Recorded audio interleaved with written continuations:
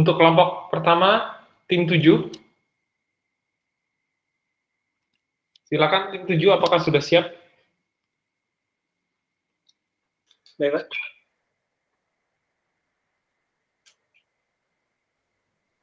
Silakan.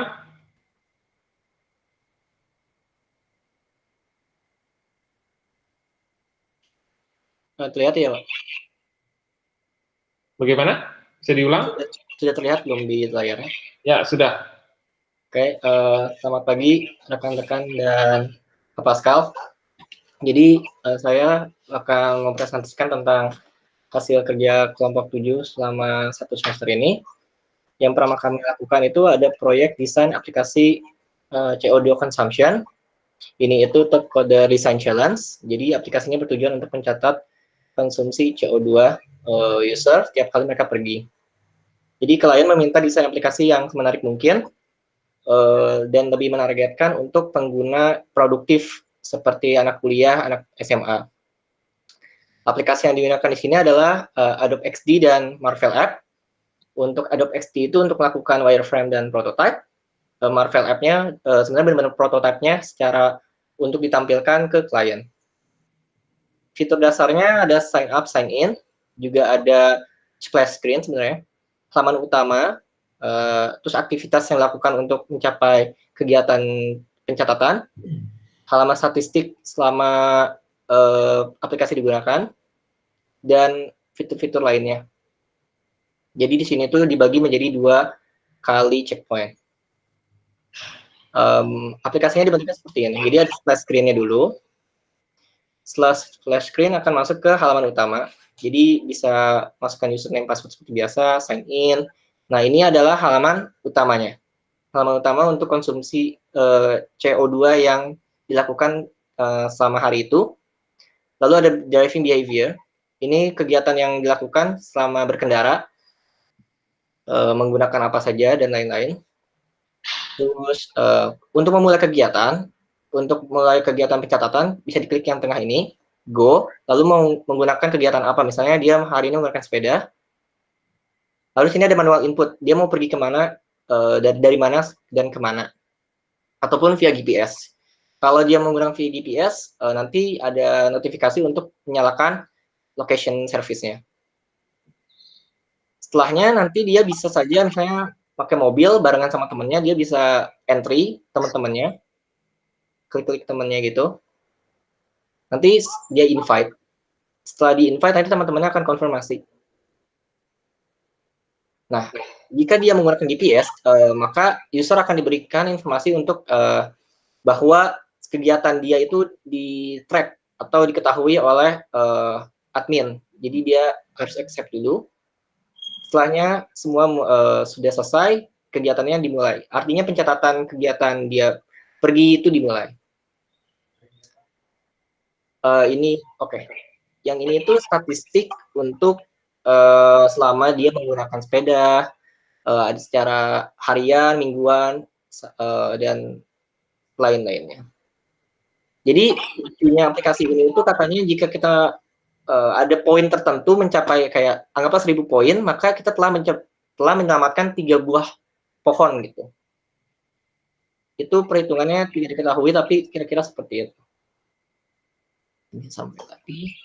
Oke, ini guild. Guild itu lebih kayak kalau di game itu bikin grup untuk main. Jadi kalau misalnya kita ada satu kelompok yang sering ketemu terus-menerus, atau misalnya kita di suatu daerah, kita bisa membuat satu guild. Guild ini terdiri dari level.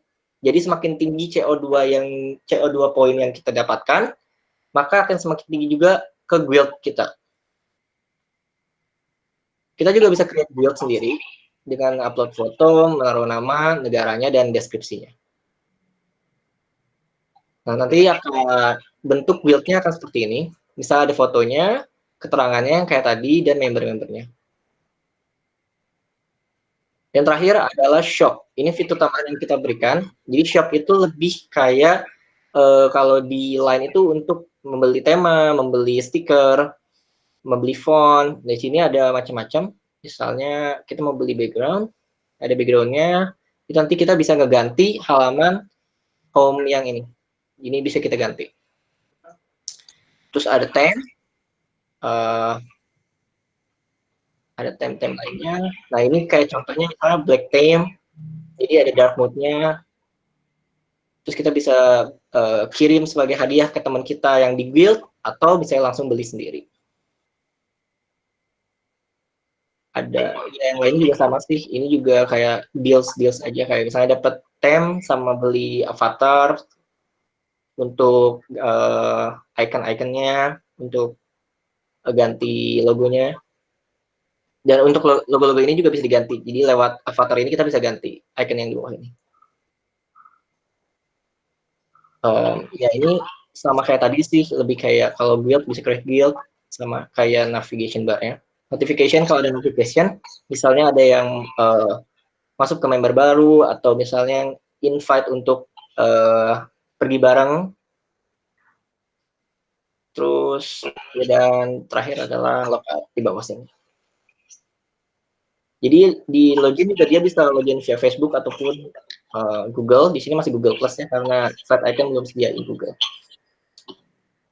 Untuk ya pengguna yang belum punya akun bisa daftar di sini, sama aja masukin username-nya, email, tipe mobilnya, misalnya tipe mobilnya Jeep atau sedan, masukin password dan confirm. Sign up, nanti dia masuk lagi di sini. Itu project pertama kami. Project yang kedua kami adalah API Marketplace. Jadi API Marketplace ini membuat UI web page untuk aplikasi transaksi pembelian API. Ini juga di top coder untuk front end di challenge berarti. Jadi nanti akan dijelaskan sambil demonya aja. Jadi di sini frameworknya kita pakai Angular 8. Halaman yang dibuat nanti akan sambil dipresentasikan saja. Jadi ini halamannya. Ini yang dibuat pakai Angular. Jadi misalnya masukin kayak misalnya asal gini, dia bakal bilang email tidak valid. Tapi kalau misalnya sudah masukkan .com, misalnya i16. Nah ini sudah dibilang valid. Tapi kalau misalnya nggak ada sama sekali, dia bakal bilang tolong masukkan emailnya. Untuk password, ini juga bisa di-hide sama di-unhide. Dan semua ini menggunakan Angular material. Jadi udah dibuat sama Angular materialnya. Tinggal gunain aja package-nya. Nanti si user bisa login. Dan ini halaman dashboard-nya, halaman utamanya. Jadi ada rekomendasi API, terus ada footer-nya, informasi tentang API. Kalau di header-nya itu bisa logout lagi. Sini lagi, balik. Terus di halaman marketplace. Halaman marketplace ini terdiri dari sebagian lagi ada API details, dokumen, rating review, discussion, dan API consumption. Nah, ini itu lebih kayak dashboard dari marketplace-nya. Jadi di sini nanti bisa ada short buy, kategorinya, tipenya, price range, terus masukin misalnya dari price range berapa, dari $0 sampai $100 gitu. Nanti apply, ini semua bakal keganti kira-kira gitu. Terus API details kayak seperti ini. Jadi dia ngasih tahu tentang weather API.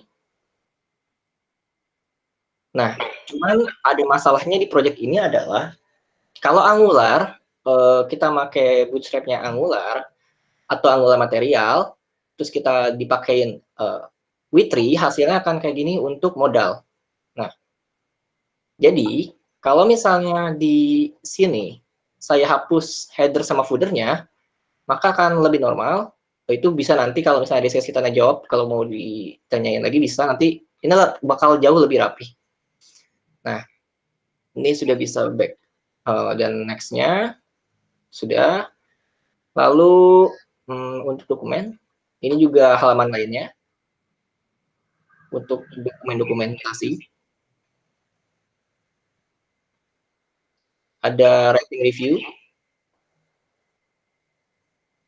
kasih informasi. Submit. Ada discussion untuk komentar-komentar. Dan API consumption.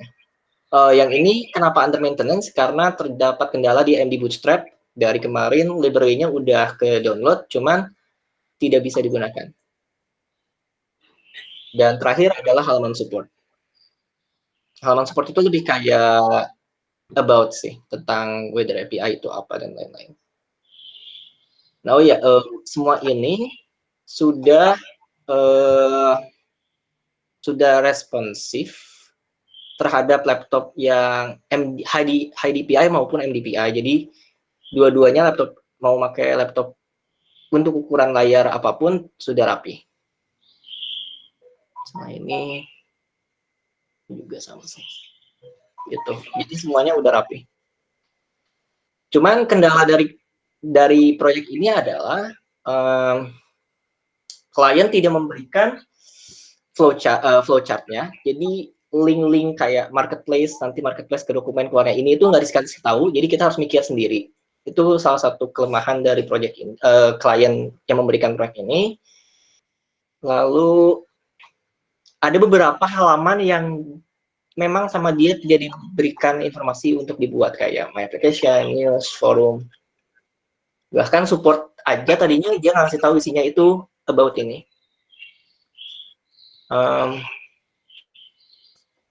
Udah, mungkin sampai situ saja. Terima kasih. Kalau ada pertanyaan, silakan. Oke. Terima kasih ya, Renaldi. Untuk yang lain, apakah ada yang mau bertanya dulu sebelum saya mulai?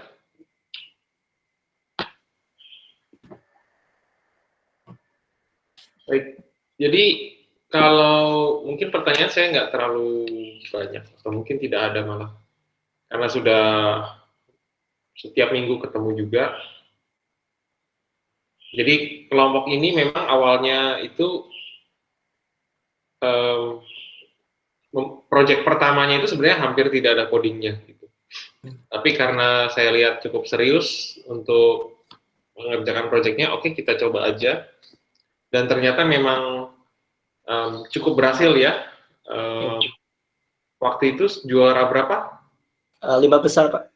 Oke, 5 besar. Jadi di tahap pertama itu ada penyisihan dan mereka masuk 5 besar, jadi top 5. Cuma memang pada saat dari 5 besar akhirnya yang dipilih bukan mereka. Tapi yang saya suka dari sini adalah komunikasi antara tim ini dengan si project manajernya ataupun pemilik projectnya dilakukan dalam bahasa Inggris, ada feedback dan akhirnya feedback dari klien pun positif ya. Cuma memang ya masih ada yang lebih bagus lagi gitu. Jadi itu yang sebenarnya menurut saya jadi pengalaman untuk kedepannya. Jadi mengikuti kuliah proyek informatika ini tidak sekedar bisa coding, tapi juga bisa komunikasi dengan klien, bagaimana mengelola proyek, gitu ya, dan sebagainya. Untuk proyek kedua, saya baru sadar sekarang ternyata ya nggak jauh-jauh dari UI mockup juga, cuma memang sekarang sudah ada codingnya gitu, jadi lebih bagus. Jadi kalau saya lihat sih memang tim ini memang arahnya banyak ke UI gitu ya. Di awal yang proyek pertama kalian menggunakan Marvel App. Ini kan sebenarnya memang diminta dari sana gitu ya. Tapi mungkin saya tanya, ini Marvel App ini memang aplikasi yang khusus buat membangun UI mockup gitu ya? Kalau Marvel App itu khusus untuk prototype, Pak. Jadi kalau mockup itu, jadi bedanya kalau mockup itu kan lebih kayak desainnya, Pak. Jadi kalau desainnya kita pakai Adobe XD, tapi bisa juga pakai Figma. Nah, jadi untuk desainnya XD, tapi untuk bisa diklik-klik pindah-pindahnya gitu, Pak. Itu pakai App, ya, gitu. Nah, boleh juga nih kalau misalkan nanti kalian mau bikin prototype, sesuatu yang interaktif. Kalau beberapa mahasiswa kalau datang ke saya di kuliah IMK, itu pakai PowerPoint gitu, PowerPoint yang bisa diklik-klik. Nah, ini bisa jadi alternatif juga sebenarnya. Tapi ngomong-ngomong, kalian sudah lulus IMK atau belum? Sudah. Kuliah IMK? Sudah. Renali sudah ambil kuliah IMK belum? Sudah, Pak. Udah ya? Sudah. Oh, oke, oke. Jadi ya, memang sudah lewat sih. Tapi ya ini bisa dipakai misalkan, ya entah nanti mungkin setelah lulus atau pada saat skripsi ini bisa jadi alternatif juga. Karena sekarang itu memang aplikasi itu banyak, nah itu kita yang em, apa ya, kita milihnya yang bingung kan gitu. Nah kalau ada ini, ada yang sudah pakai kan, kita tahu bahwa ini ada plus minusnya dan sebagainya, paling nggak bisa nanya atau bisa lihat, oh ini bisa dipakai. Kira-kira itu saja. Apakah dari yang lain ada yang ingin bertanya?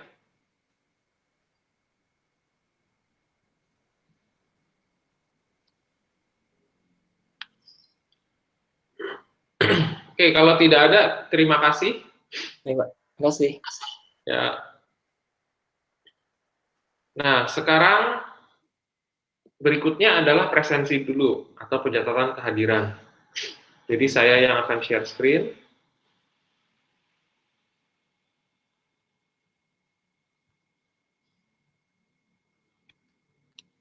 Nah, ini karena saya lihat yang hadir itu kalau di saya sih catatannya ada 41 ya, ya itu udah termasuk apa namanya? Termasuk saya sendiri dan lain-lainnya. Jadi daripada saya panggilin satu-satu, saya tanyain aja ada nggak yang di kelompoknya nggak masuk?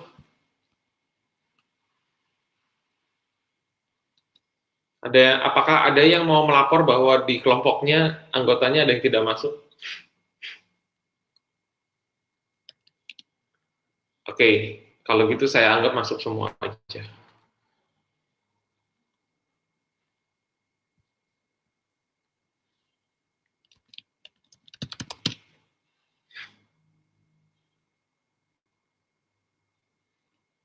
Semua bisa lihat layar saya? Bisa, Pak. Oke, bisa ya. Kasih.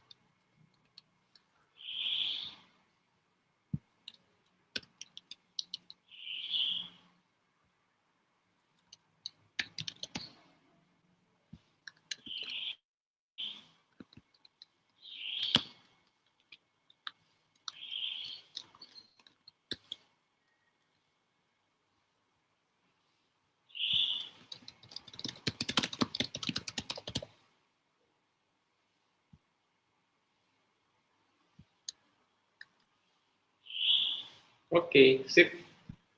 Kemudian berikutnya adalah pengumuman untuk peer grading. Terima kasih sudah mensubmit semua. Saya sudah dapat 40 self-assessment. Tahap berikutnya adalah melakukan peer grading terhadap rekan Anda. Ya, fase assessment. Silakan dilakukan. Ya, bisa dilakukan mulai hari ini dan deadline-nya adalah 1 minggu ya, jadi paling lambat minggu depan. Nanti mungkin di akhir kuliah saya akan ingatkan lagi soal peer grading supaya kalian nggak lupa. Ya, karena kalau lupa ini nilai UAS Anda terpengaruh. Baik. Adakah yang mau ditanyakan dulu?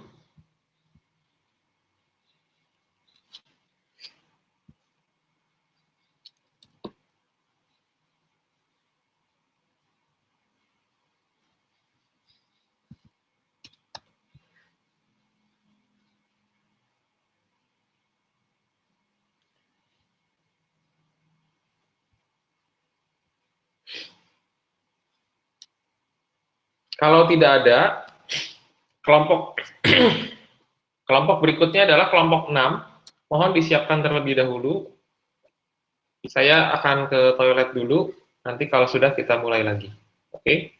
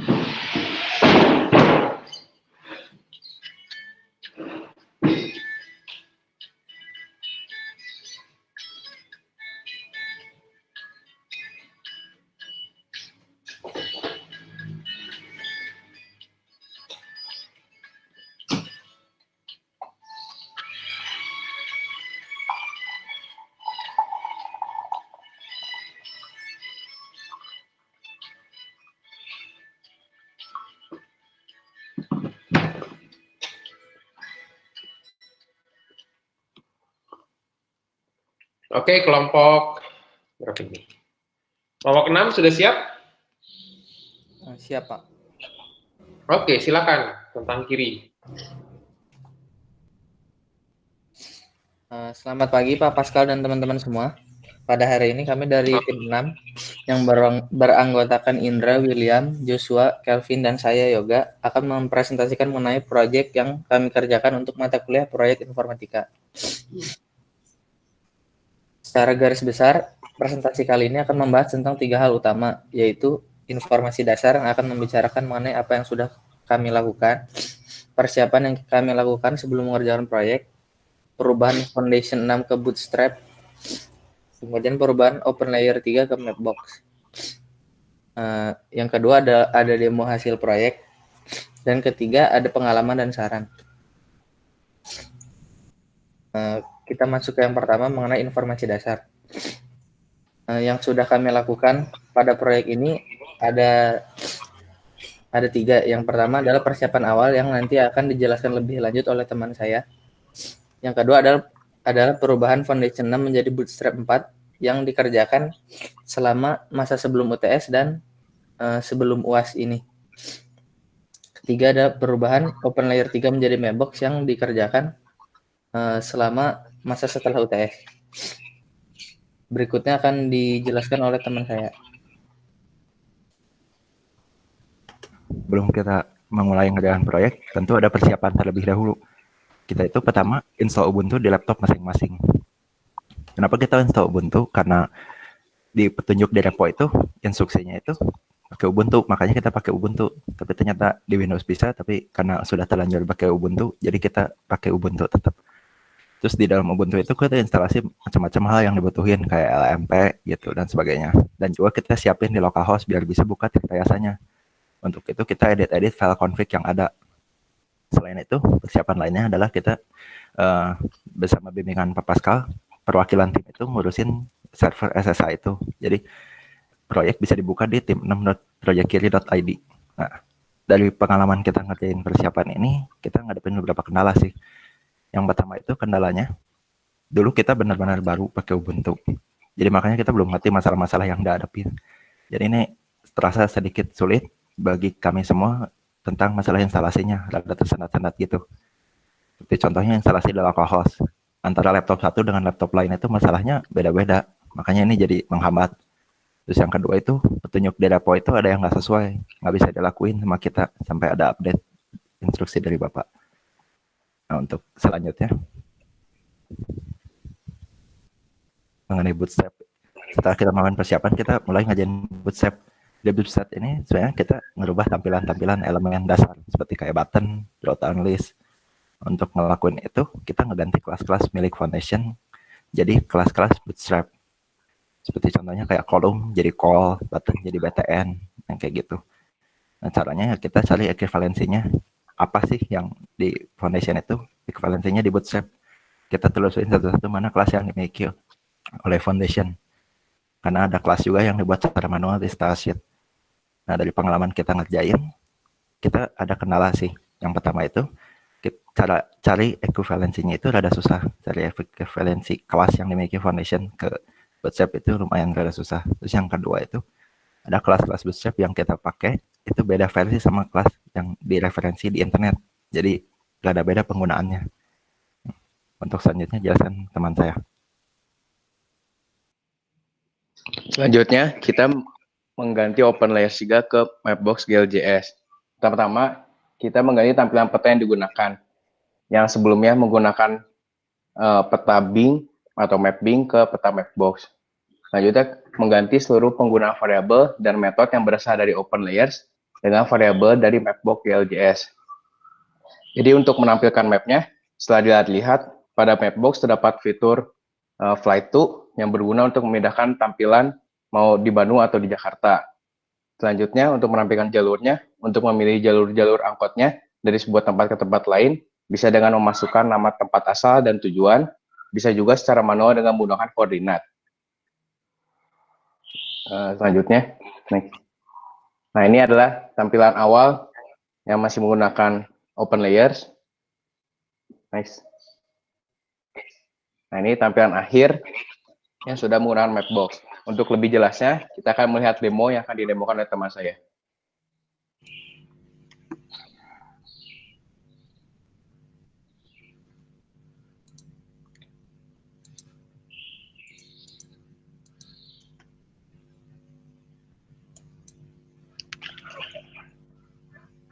Ya, untuk demonya ini pertama-tama kita melihat dulu. Ini sebelum kita lakukan perubahan, ini udah ada di kiri travel dan ya, seperti yang kalian lihat, ini ada mapnya di kiri dan di kanan ada buat nyari tempatnya. Kita mau nyari angkotnya dari mana ke mana. Nah, dari sini kita telah melakukan perubahan yaitu menggunakan Bootstrap dan menggunakan Mapbox. Perubahannya sudah kami tampilkan di SSH, yaitu di tim6.projectkiri.id. Seperti yang sudah terlihat kali ini. Ini adalah hasil dari perubahan kami. Yang bisa dilakukan, semuanya sebenarnya sudah ada di kiri.travel, cuma kami memindahkannya saja dari open layers ke Mapbox dan menggunakan Bootstrap. Untuk fungsinya, pertama-tama di sini kita bisa mengubah mau menampilkan Bandung atau Jakarta, ya. Lalu fitur bahasa Inggris sama bahasa Indonesia, dan kita juga melakukan perubahan maksudnya kita menggunakan Mapbox dan Bootstrap ini untuk mencari rute-rute angkot yang kita mau tuju. Seperti yang di kiri travel lakukan juga sih. Untuk itu saya demokan langsung saja.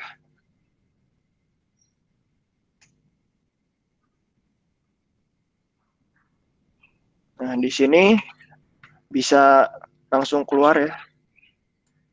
Ini adalah tujuan kita dan startnya itu ada di sini.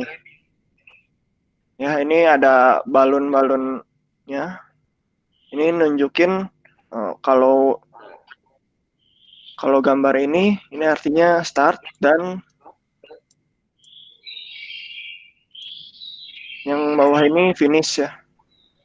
Lalu untuk rutenya sendiri ada warna-warni. Nah, warnanya itu kalau merah itu jalan, artinya kita harus jalan sampai sana gitu. Nah, seperti yang bisa dilihat juga, setelah jalan kita akan menuju ke tempat kita bisa naik angkotnya. Nah, untuk angkotnya sendiri, rute-rutenya itu diberi 3 warna. Warnanya adalah hijau yang tua, nah terus hijau agak muda, dan ada lagi hijau kebiruan. Nah, setelah 3 warna itu, misalkan kalau naiknya ada lebih dari 3 angkot, nah itu bakal berubah ke warna awalnya lagi, yaitu ke hijau tua. Sekian aja demonya.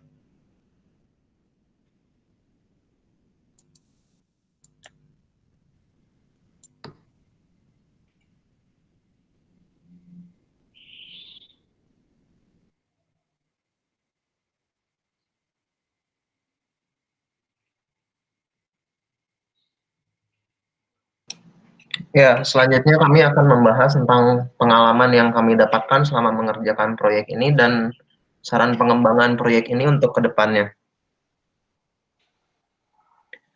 Pengalaman yang kami dapatkan ketika mengerjakan proyek ini, yang pertama itu tentunya mengerjakan itu bekerja dalam sistem operasi yang baru, yaitu Ubuntu, dengan segala kendala yang telah dijelaskan oleh teman saya sebelumnya. Selain itu, kami juga berkesempatan untuk mempelajari penggunaan framework Foundation 6, Bootstrap 4, dan juga library OpenLayers 3, dan juga Mapbox GLJS. Dan juga kami mendapatkan pengalaman bekerja dalam kelompok untuk mengerjakan proyek yang bisa dibilang cukup besar. Next. Ya, ini ada beberapa saran pengembangan yang mungkin bisa diimplementasikan untuk kedepannya. Yang pertama itu menggunakan Mapbox Studio. Nah, jadi kalau yang telah kita kerjakan sebelumnya ini itu bentuk map dan icon-iconnya itu seperti yang sudah tadi ditampilkan saat demo. Nah, Mapbox Studio ini dia bisa digunakan untuk melakukan customize icon atau map. Jadi sesuai dengan keinginan kita sendiri. Juga ide yang kedua itu bisa menggunakan data walk peta dari OpenStreetMap.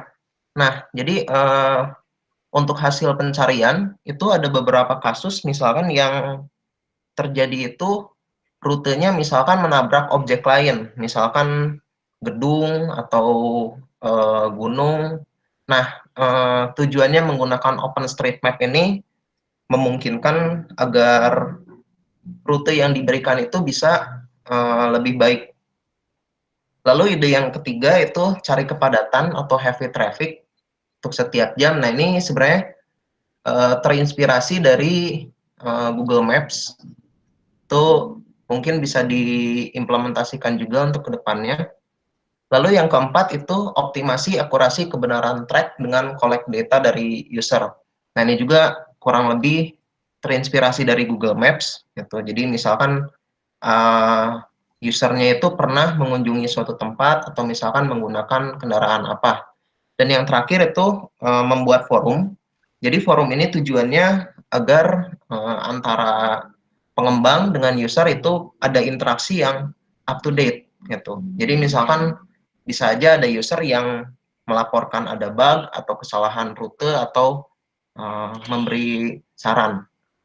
Oke, selanjutnya. Ya, mungkin itu sekian presentasi dari kami. Jika ada yang ingin ditanyakan, silahkan dan terima kasih. Oke, terima kasih. Silakan teman-teman, ada yang mau bertanya? Tes. Silakan. Christopher. Kedengaran kan ya suaranya? Kedengaran? Oke, selamat pagi. Mau nanya dong ke kelompok ini. Itu kan kalian ngubah dari foundation ke bootstrap. Sama yang dari open map itu yang saya lupa namanya. Ke Mapbox. Nah, itu tuh alasan kalian ngubah ke library itu apa ya?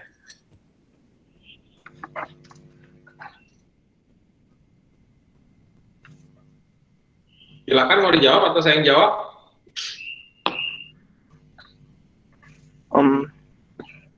Kalau library itu ya sebenarnya penggunaan kita untuk Mapbox sama Bootstrap sih maksudnya.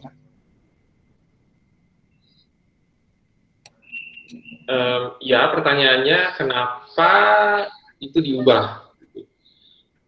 Ya sudah, saya jawab saja karena memang disuruh saya gitu. Iya. Ya itu, jadi memang yang bisa menjawab ya saya gitu, karena memang saya yang meminta kelompok ini untuk mengubahnya. Kenapa diubah untuk Zero Foundation ke Bootstrap? Itu karena saya lihat Bootstrap lebih aktif dikembangkan dibanding Zero Foundation, ya, atau paling tidak dia lebih populer. Jadi harapan hidupnya lebih panjang kalau menurut saya. Takutnya nanti kalau Zero Foundation sudah nggak ada yang pakai, dia pivot bisnisnya, ganti model bisnis, Zero Foundation sudah tidak berkembang lagi. Gitu. Kedua, maintenance-nya juga akan lebih mudah, mungkin lebih banyak developer yang lebih paham tentang Bootstrap dibandingkan dengan Zero Foundation. Kalau dengan demikian, untuk melakukan kontribusi terhadap proyek ini, learning curve-nya lebih mudah jika menggunakan Bootstrap. Untuk open layers, kenapa diubah menjadi Mapbox? Itu adalah eksperimen saya. Jadi sebelumnya itu saya pakai Google Maps sebelum pakai OpenLayers. Cuma mungkin waktu itu saya tidak ingin mainstream pakai Google Maps, jadi ingin sesuatu yang membedakan aplikasi ini dengan website lain. Maka saya mencoba menggunakan OpenLayers. OpenLayers sendiri itu sebenarnya semacam wrapper. Idenya adalah dengan menggunakan library OpenLayers, saya bisa dengan mudah mengubah-ubah map-nya, mau menggunakan map dari Google Maps, Bing Maps, atau OpenStreetMap, itu bisa dengan mudah diubah. Jadi waktu itu pilihan saya jatuh pada OpenLayers 3 dan Bing Maps, supaya beda dengan yang lain. Kalau tidak salah dulu itu zamannya juga Google Maps mulai dari Maps yang sederhana, dia ubah menjadi entah menggunakan sesuatu, sehingga kalau dibuka itu lebih berat. Jadi kalau kamu buka OpenStreetMap sama Google Maps itu akan terasa sekali bedanya, Google Maps itu lebih berat gitu. Jadi dua alasan itu yang membuat saya memutuskan mengubah ke OpenLayers. Nah sekarang saya ingin eksperimen lagi. Bagaimana kalau diubah lagi? Nah, salah satu map yang saya lihat banyak dipakai itu Mapbox. Jadi, dan ternyata hasilnya oke, gitu. Kalau tidak salah kemarin tim ini saya minta kalian pilih ya, kalau nggak salah Mapbox atau satu lagi apa ya, Google Maps gitu? Iya, Google Maps kemarin. Oke. Ternyata, dan saya beritahukan bahwa prioritasnya adalah Mapbox. Kalau Mapbox bisa, pakailah Mapbox. Gitu. Jadi saya ingin tahu gimana, apakah bisa atau tidak, apakah lebih bagus atau tidak, dan secara visual menurut saya sekarang lebih bagus sih dengan menggunakan Mapbox. Cuma memang perlu ada penyesuaian-penyesuaian, mungkin tidak perlu banyak animasi dan sebagainya, itu nanti saya akan lihat lagi apakah betul atau tidak, dan saya akan rapikan sendiri. Begitu kira-kira jawaban saya, apakah menjawab pertanyaan kamu, Christopher? Menjawab, Pak. Terima kasih. Oke. Ada lagi yang mau bertanya?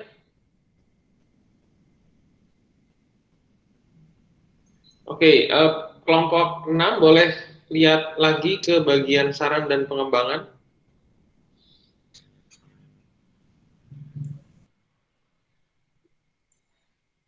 Oke, nah ini sarannya bagus-bagus nih.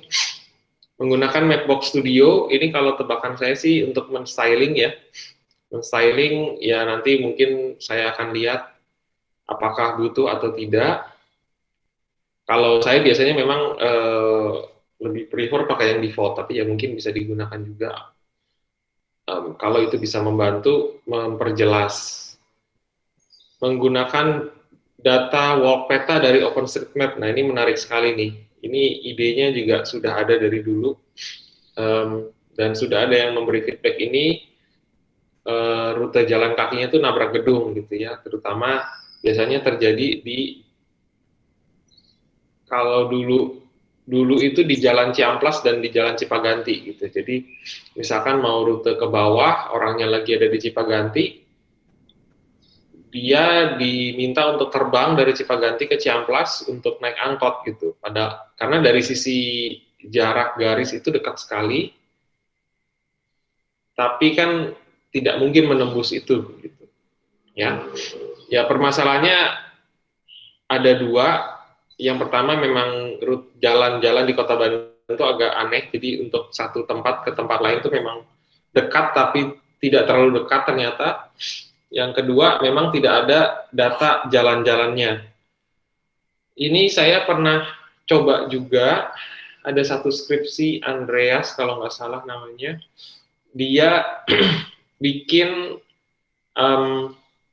dia mengambil data OpenStreetMap ini betul, itu dalam bentuk graf, di formatnya dalam bentuk XML. Jadi dia berhasil merekonstruksi grafnya dari XML itu, kemudian melakukan algoritma Dijkstra untuk dari satu tempat ke tempat lain.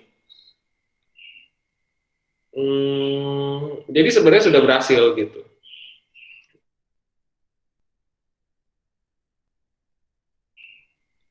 ya sebenarnya tinggal diintegrasikan ke project ini, project kiri.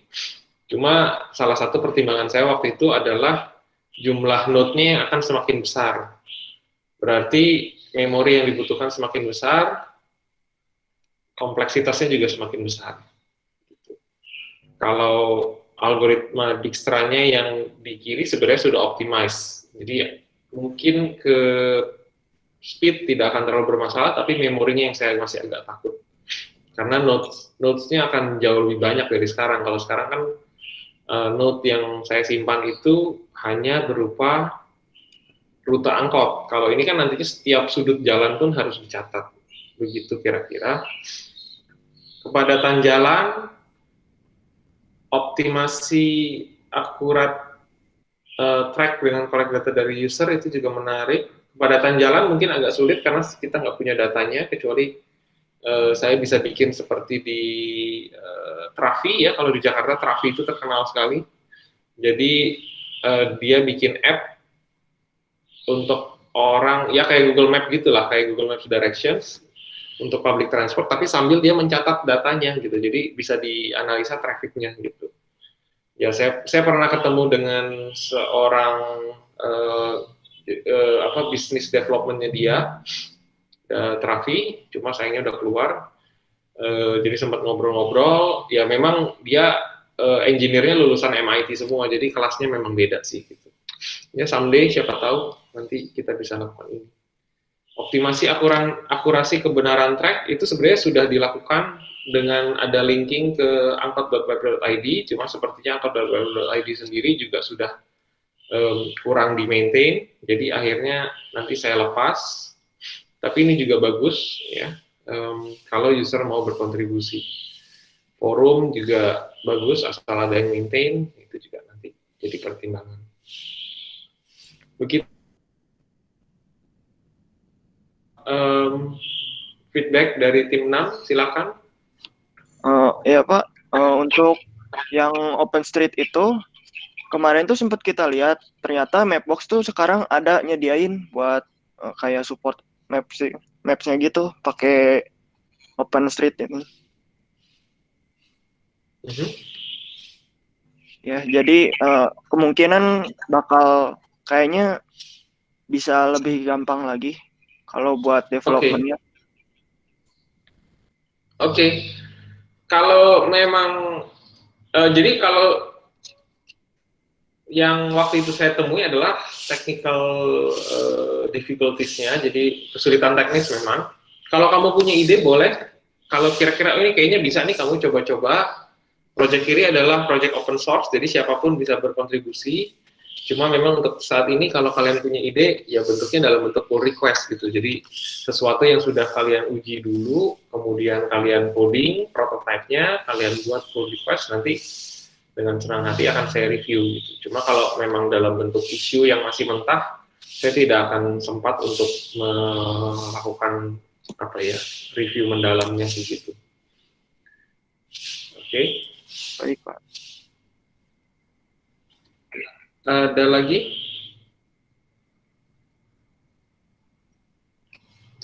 Oke, kalau tidak ada, saya nilai dulu dan saya akan pilihkan kelompok berikutnya.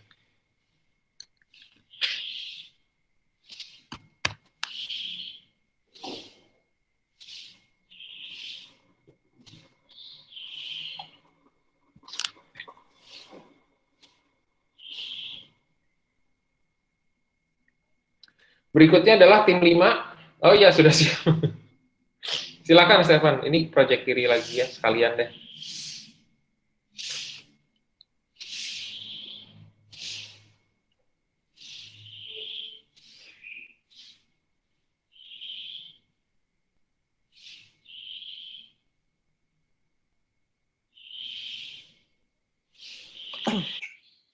Selamat pagi Pak Pascal dan teman-teman.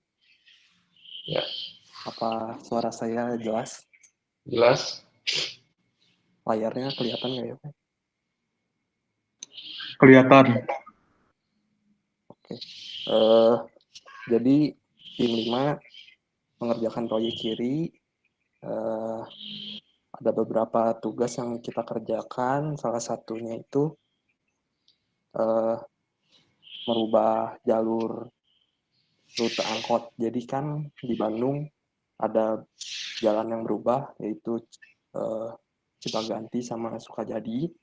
Nah, gara-gara itu kita harus mengubah rute angkot yang udah ada di kiri gitu. Nah, tadinya kita mau survei langsung gitu, naik angkot, terus kita track gitu pakai GPS di handphone gitu.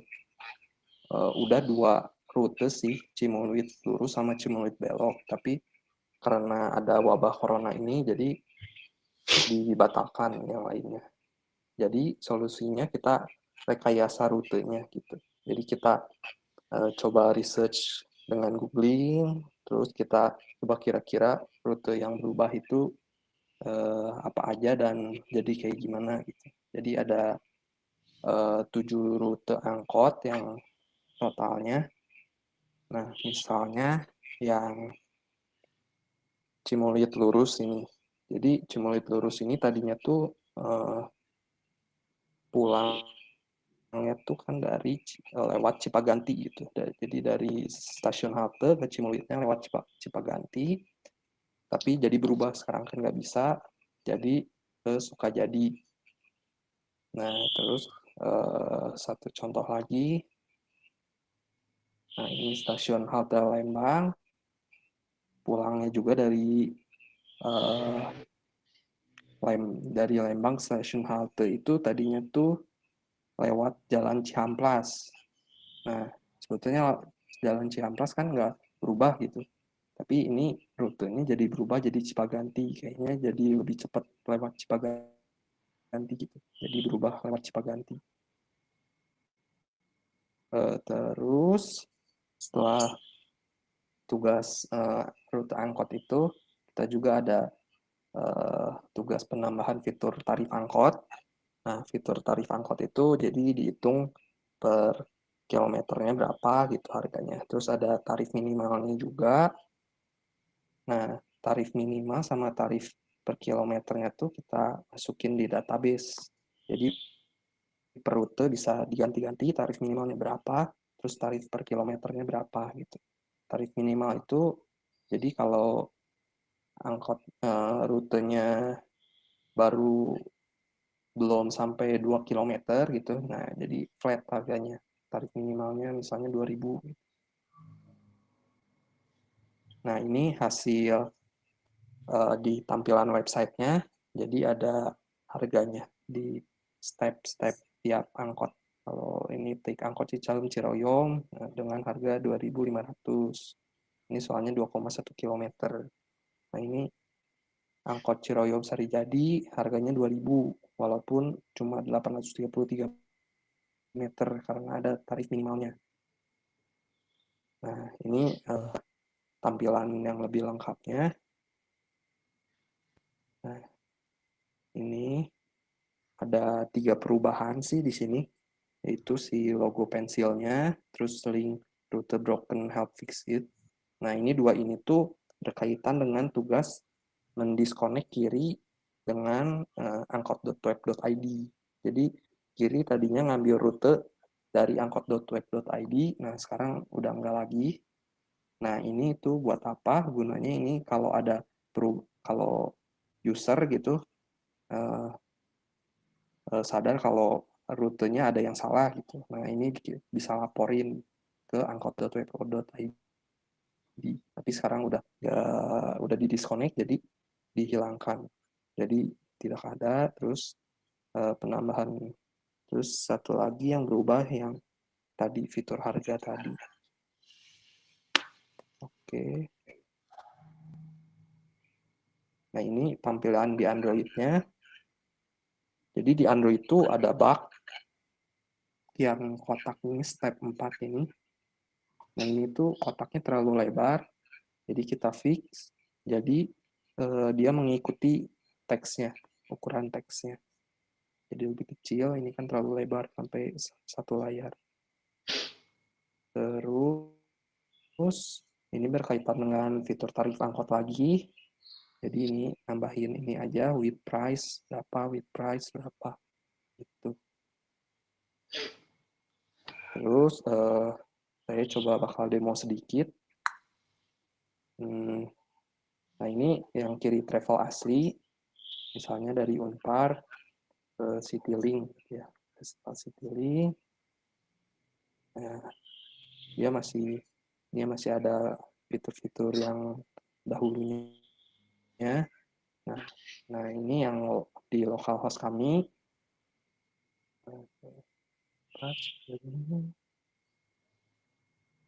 Nah ini udah hilang di logo pensilnya sama linknya, terus ada with price-nya berapa.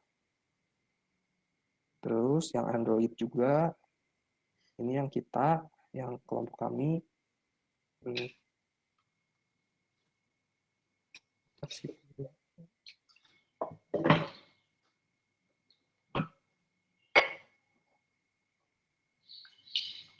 ini apa ini? Sebenarnya ada kesalahan teknis apa ya? Ini typo. Kesalahan teknis terjadi karena kamu sedang demo. Biasa selalu begitu. Sebelum demo selalu berhasil dan saat demo pasti rusak. Iya, Pak. Ini typo tadi, Pak. Jadi, nah ini udah ada dari Unpar Citylink. Nah, kalau kita klik, kita keluar tuh step 4. Tadinya tuh lebar banget, sekarang udah jadi kecil. Terus perubahannya yang with price 5.000, with price sudah. Ya itu aja sih. Sekian dan terima kasih. Oke, terima kasih. Ada yang mau bertanya dulu mungkin sebelum saya?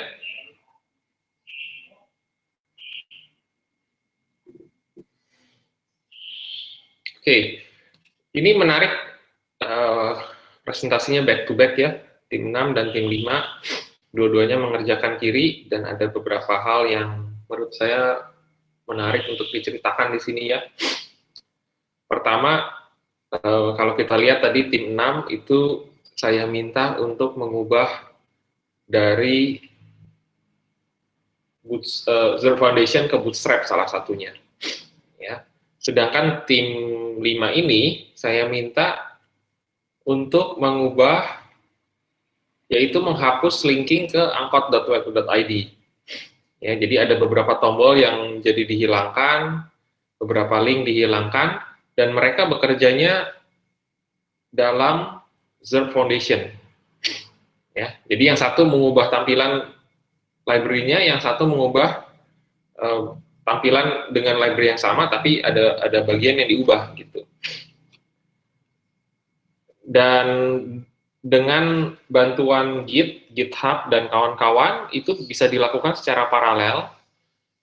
Jadi, pada akhirnya saya berhasil menggabungkannya di projectkiri.id. Jadi, saya punya URL lain, yaitu projectkiri.id. Di situ hasil penggabungan di mana Zero Foundation-nya sudah berubah jadi Bootstrap, sedangkan tombol-tombol yang saya tidak butuhkan lagi juga sudah hilang. Oh, sorry, kayaknya belum deh.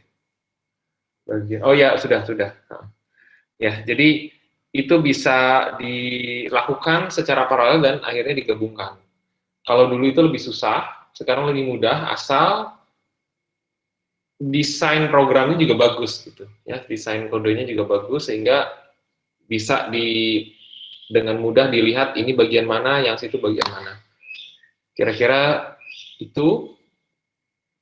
Kemudian soal server, kemarin saya juga sedikit merasa bersalah ke tim 5. Jadi setelah UTS itu, saya tanyakan ke tim 5 dan tim 6, kamu masih pakai nggak servernya? Kelihatannya sudah nggak pakai, karena kalau nggak pakai itu saya mau tutup, karena billingnya jalan terus gitu.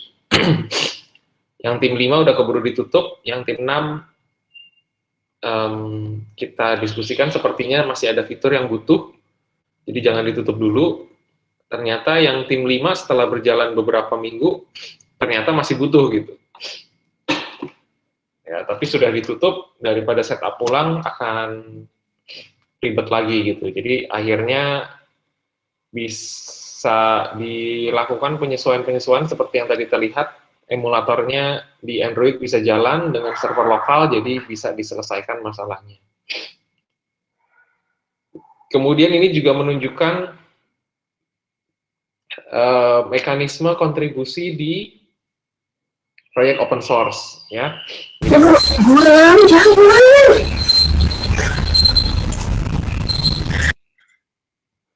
Oke. Jadi ini menunjukkan kontribusi di proyek open source. Kalau nanti Anda mau berkontribusi di proyek open source lain, mungkin bisa lihat-lihat di project kiri. Jadi yang terjadi, ada fitur-fitur yang memang diinginkan oleh pemilik project-nya, ada yang bisa diusulkan, tetapi tidak semuanya diterima, gitu ya, tergantung kebutuhan dan kepentingan pemilik project. Ya. Contohnya fitur pricing tadi, ya, penentuan harga angkot itu kemarin memang karena proyeknya sudah habis, terus tim 5 mencari kira-kira apa yang bisa dikerjakan selama 2-3 minggu terakhir, dan muncullah ide itu. Itu ide yang bagus, pernah juga saya pikirkan, cuma nggak kesampaian, dan sekarang masih ada PR-PR yang mesti saya kerjakan dulu sebelum ini bisa benar-benar masuk ke proyek kiri sendiri, gitu. Jadi akhirnya saya katakan, oke, kalian bikin aja untuk keperluan presentasi, tapi kemungkinan saya nggak akan sempat untuk merge ke project, ya. Mungkin saya tanya sedikit ke tim 5, kalau nggak salah itu kemarin kan saya minta ada minimum price dan maximum price, sehingga ada range. Nah itu, kalau saya lihat tadi, yang di demo tadi cuma fixed price ya, itu ada alasan kenapa dijadikan fixed price? Oh iya Pak, itu belum kita implementasiin gitu. Jadi ini baru awalnya gitu. Kan nggak dilanjutkan juga kan si fiturnya. Ya itu. Ya nggak apa-apa. Jadi cuma pengen tahu aja, saya pikir ada yang terlupa atau saya salah ngomong. Tapi kira-kira begitu. Kalau saya sih, prioritas saya yang masuk ke project kiri itu yang jangan membingungkan orang gitu. Jadi itu yang masih jadi concern saya, bahkan dengan minimum dan maximum price, apakah harga yang akan kita tampilkan itu harga yang benar atau tidak. Kita nggak mau orang pakai kiri, terus bayar ke supir angkot, terus dimarahin sama supir angkotnya, ini kurang gitu. Terus dia komplain, enggak kalau di website kiri ini kok gitu, dan seterusnya. Jadi kita nggak mau mengecewakan orang, saya lebih prefer tidak ada fiturnya daripada ada fiturnya tapi mengecewakan gitu.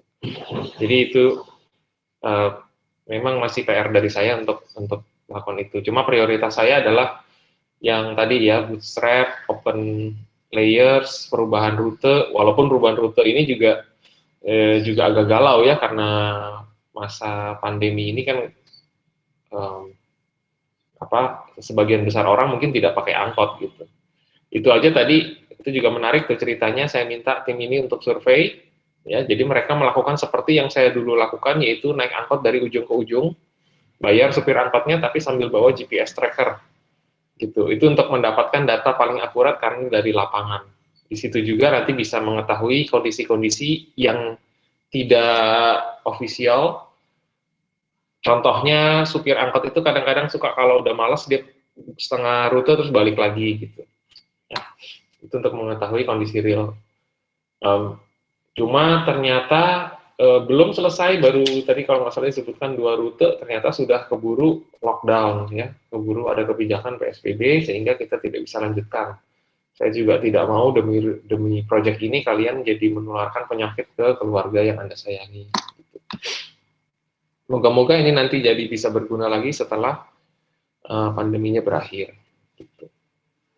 Oke, ada lagi yang mau bertanya?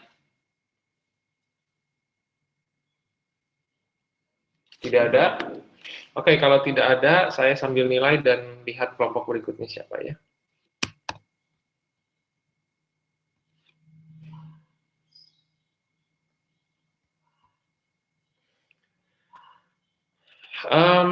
Kalau di random sih sebenarnya tim 4, tapi kayaknya saya mau dahulukan tim 1 dulu karena ini menarik. Tim 1 ini karena di bawah Christopher, jadi mereka submit video gitu. Nah, saya mau coba apakah saya bisa tampilkan videonya di sini dan bisa dilihat dengan baik oleh teman-teman yang lain.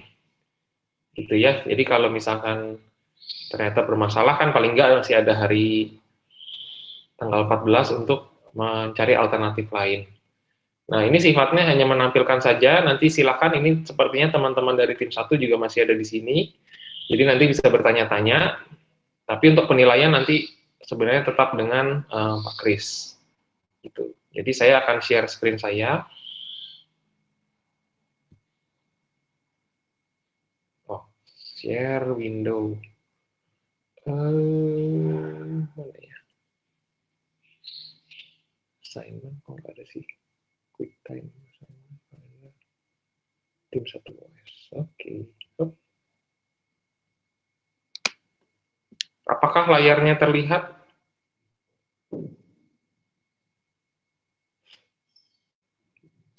Terlihat. Apakah saya? Oke, saya coba play dulu. Kita coba saksikan aja dulu 9 menit. Moga-moga suaranya terdengar. Kalau enggak, ya raba-raba aja dulu deh. Halo semua, hari ini kami dari tim 1 Proyek Informatika akan memaparkan mengenai hasil kerja proyek aplikasi Bebras yang sudah kami kerjakan selama 1 semester. Perkenalkan, nama saya Ignatius Michael Yondi. Saya berperan sebagai Project Manager dalam pembuatan proyek aplikasi Bebras ini. Yang akan saya bahas adalah mengenai Bebras itu sendiri, serta tujuan pembuatan aplikasi Bebras.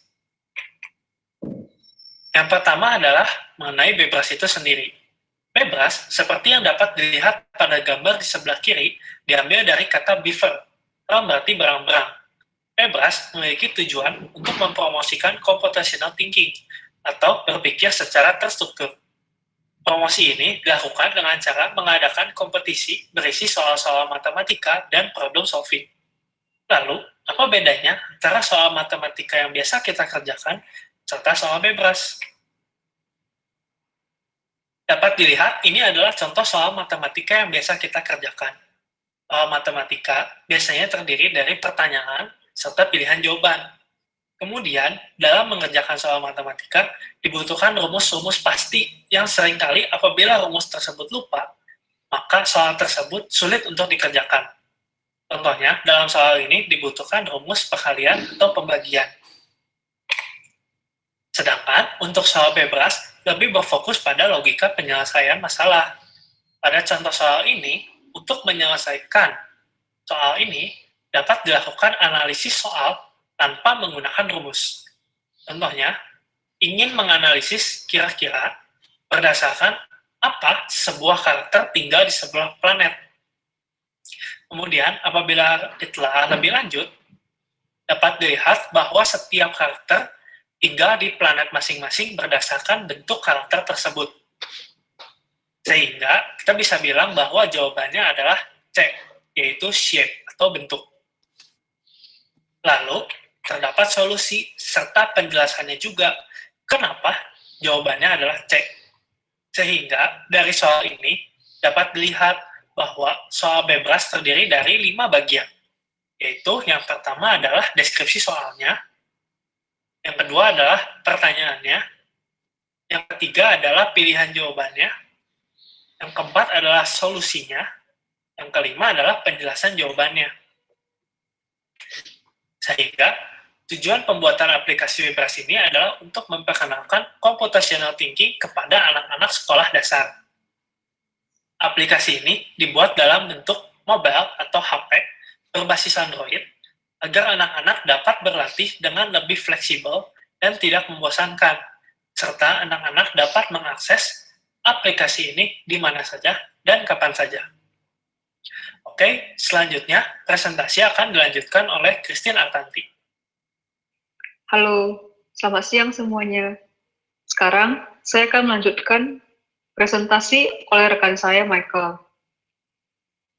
Perkenalkan, Nama saya Christine Artanti, saya sebagai Android developer. Yang akan saya bahas pada hari ini adalah visi kami dalam mengerjakan proyek Bebras dan waktu pengerjaan proyek. Yang pertama adalah visi kami dalam melakukan proyek ini. Yang pertama, mudah digunakan untuk anak sekolah dasar. Karena target user kita adalah anak sekolah dasar dengan rentang umur yang cukup muda yaitu 8 hingga 12 tahun, diharapkan aplikasi yang kami bangun dapat mudah digunakan oleh anak-anak tersebut tanpa harus dibawa bimbingan orang tua. Yang kedua adalah karakter unik dan menarik. Kami menyuguhkan karakter-karakter unik dan menarik sehingga diharapkan anak-anak dapat lebih sering membuka aplikasi ini. Dan yang ketiga adalah menarik dan simple. Selain menarik, aplikasi yang kami bangun haruslah simple, sehingga anak-anak tidak kesulitan saat menggunakan aplikasi ini. Selanjutnya yaitu waktu pengerjaan proyek Bebras ini. Proyek ini dimulai dari Januari 2020 hingga Mei 2020. Dapat dilihat dari timeline proyek Bebras ini, kami memulainya dari 20 Januari. Pada timeline ini dapat dilihat secara rinci bahwa pada rentang waktu segitu, kami telah melakukan eksplorasi, menentukan tema, membuat mockup, hingga akhirnya kami melakukan testing untuk aplikasi ini. Selanjutnya akan saya serahkan kepada rekan saya, Lara. Terima kasih. Selamat siang semuanya, perkenalkan nama saya Lara Safira. Pada kelompok ini bertugas sebagai UI Designer. Pada siang kali ini, saya akan melanjutkan presentasi dari teman saya, Christine. Topik yang akan saya bahas pada hari ini adalah desain. Secara keseluruhan, desain yang kami ambil untuk tema dari aplikasi ini adalah sebuah buku. Kami ingin membuat bagaimana pengguna aplikasi ini merasakan sensasi ketika mereka menggunakan aplikasi ini seperti mereka sedang membaca sebuah buku cerita ataupun mengerjakan soal di atas buku. Ini kami angkat karena kami ingin membuat anak-anak yang menggunakan aplikasi ini sudah familiar dengan seperti dia mengerjakan soal di atas sebuah buku. Nah, desain-desain ini didukung oleh beberapa tampilan yang akan saya jelaskan pada hari ini. Tampilan pertama adalah splash screen. Splash screen ini adalah halaman paling awal ketika app ditekan. Kita ingin membuat halaman awal ini tampak seperti cover dari sebuah buku. Tentu saja tetap dilengkapi dengan karakter menarik, yaitu karakter Bebras. Selanjutnya adalah home screen. Ini adalah halaman kedua yang akan muncul ketika aplikasi dibuka. Seperti yang bisa dilihat, kami mengangkat tema buku. Jadi, semua halaman akan memiliki background seperti dia membentuk sebuah buku tulis. Tujuannya tetap sama, kami ingin membuat anak itu merasa dia sedang mengerjakan soal di atas sebuah buku. Di sini juga ada pilihan paket-paket soal, karena kami membagi paket-paket soal ini berdasarkan tahun. Tentu saja juga ada background yang tersedia di aplikasi ini. Kami juga membuat seluruh tampilan button itu terlihat seperti sebuah stiker yang ditempel di atas buku. Selanjutnya adalah starting soal. Ini akan muncul ketika Anda memilih salah satu paket soal yang tersedia. Tentu saja akan dilengkapi dengan info-info mengenai paket soal tersebut. Selanjutnya adalah tampilan dari soal. Itu adalah tampilan ketika anak-anak sudah memulai paket soal tersebut. Selanjutnya ada tantangan. Jadi ketika anak sudah membaca soal, dia juga bisa ke tab selanjutnya itu melihat tantangan apa yang akan diberikan dari soal tersebut. Di sini juga ada timer yang akan tersedia karena setiap soal memiliki batas waktu tertentu. Selanjutnya ada penjelasan. Jadi ketika kita setelah mengerjakan soal, tentu saja akan ada penjelasan dari soal tersebut. Anak dapat menekan tombol penjelasan untuk melihat penjelasan secara keseluruhan. Selanjutnya adalah finish soal. Ketika mereka telah mengerjakan sebuah soal, mereka akan diberi reward, yaitu sebuah diamond untuk digunakan pada bagian di toko. Di sini akan ditampilkan berapa jumlah diamond yang didapatkan oleh anak tersebut. Selanjutnya adalah lemari. Di sini ada barang-barang yang sudah dimiliki oleh user. Ketika user ingin menggunakan barang-barang yang sudah beli di toko, akan ditampilkan di sini. Di sini kami membuat semua button itu memiliki tulisan. Ini bertujuan untuk mempermudah anak-anak mengerti apa yang akan dilakukan oleh sebuah button. Karena kita memiliki tujuan untuk membuat aplikasi yang akan digunakan oleh anak-anak sekolah dasar, jadi kita harus tetap membuat tampilan itu mudah dimengerti, tapi juga tetap menarik. Selanjutnya adalah toko. Di sini adalah berisi list-list barang yang bisa dibeli menggunakan diamond yang sudah didapatkan dari mengerjakan soal tersebut. Begitu keseluruhan dari tampilan kami. Terima kasih telah mendengarkan presentasi kami. Selamat siang.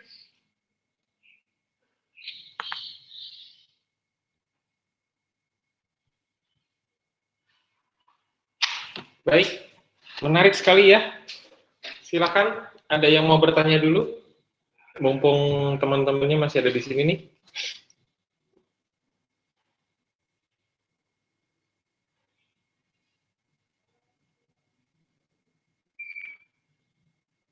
Oke, kalau nggak ada mungkin saya bertanya dulu ya, moga-moga mau dijawab. Jadi ini saya sendiri juga ya tahu sedikit banyak tentang Bebras sendiri, dan ini menurut saya salah satu usaha yang menarik untuk membuat pengguna Bebras ini menjadi lebih banyak ya, karena dibuat dengan tampilan yang menarik. Cerita-cerita di Bebras sendiri sudah menarik, apalagi dibuat aplikasi seperti ini. Tadi sepertinya saya lihat ada sistem market ya, toko ya, bisa nambah beli sesuatu. Mungkin saya terlewat di presentasinya, tapi saya tanya aja, mohon maaf kalau sebenarnya sudah ada di sana. Itu kalau kita beli barang-barang dari diamond yang sudah dikumpulkan, terus nanti barangnya itu bisa dipakai untuk apa ya?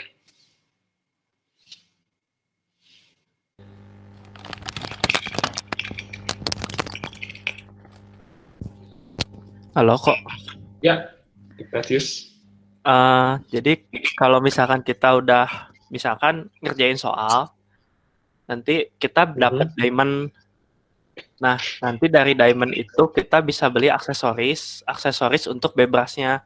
Nanti di profile itu bisa kita pakai aksesoris yang udah kita beli, kita bisa pakein ke Bebrasnya. Oke. Oh, jadi semacam untuk customize Bebrasnya sih. Oke, semacam badge gitu ya. Ya. Untuk ya semacam shop. Saya sudah berhasil ini. Oke, bagus.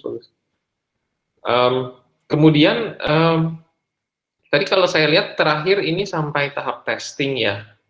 Ini boleh tahu planning ke depannya gimana? Apakah akan diupload ke Play Store, terus dipublikasikan sama tim Bebras, atau seperti apa? Kalau rencana dari Kokris sih untuk si presentasi yang kami ini bakal dikasih dulu ke Bebrasnya.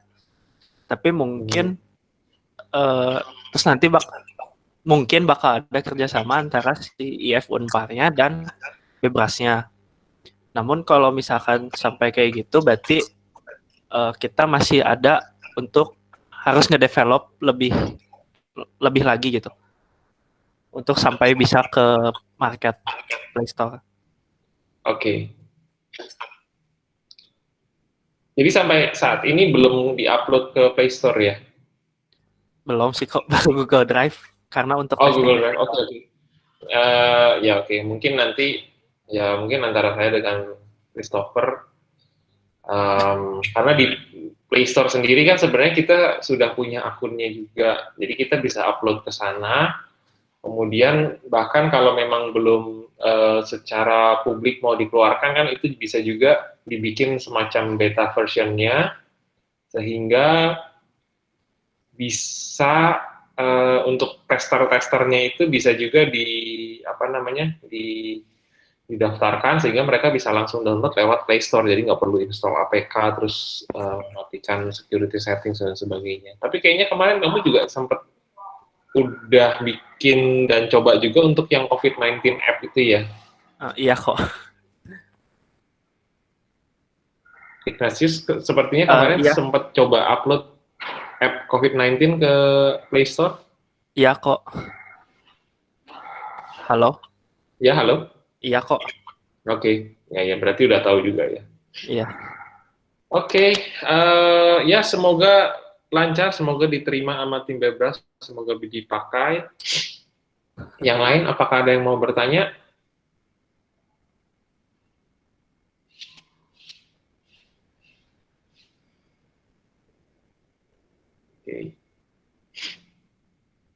Oke, terima kasih untuk presentasi-presentasinya.